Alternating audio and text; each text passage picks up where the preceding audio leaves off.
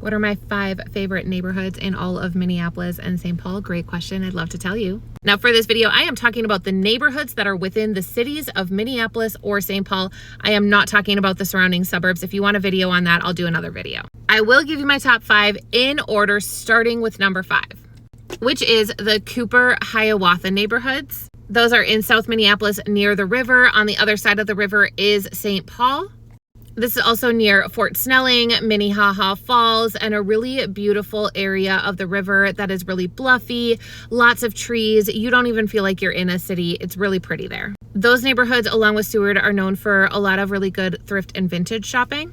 They also have one of the best city lakes, which is Lake Nokomis. Median home price in the Cooper neighborhood is around $375,000. Number 4 on my list is Northeast. Now, Northeast is not actually a neighborhood. It is a bunch of small neighborhoods wrapped together, but everybody just refers to it as Northeast, so that's what I'm going to refer to it as. Northeast is known as our arts district. There are a ton of local artists that have their galleries and their shops in this area. Places like the Northrop King Building and the Casket Art Building are going to have a ton of local artists and their studios, art spaces, and shops. Median home price in the Northeast area is around $350,000. Number 3 on my list, it kind of pains me to put it at number 3 and not higher, but number 3 on my list is the North Loop neighborhood. This is definitely the hippest, trendiest neighborhood. Also, of all the neighborhoods, this is the one that is more urban. The other neighborhoods are more residential. You're not living in single family homes in North Loop, you're living in converted lofts. This is the old warehouse district, so it has a very industrial aesthetic vibe. It also has some of the best restaurants in the entire state.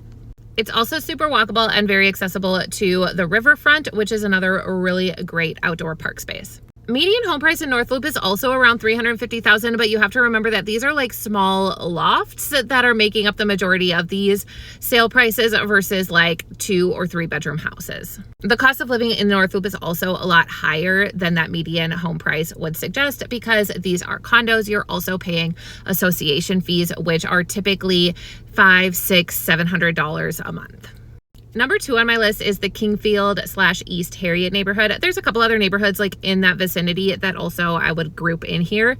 And this is because it is right between Nicollet Avenue and Lake Harriet. Everything in between those two things is great because Nicollet Avenue in this area of South Minneapolis has really great restaurants, and Lake Harriet has amazing outdoor space, lots and lots of family-friendly events and activities going on all summer long. And even in the winter too. But if you don't know about the Lake Harriet bandshell, it is one of the best free amenities in the entire city.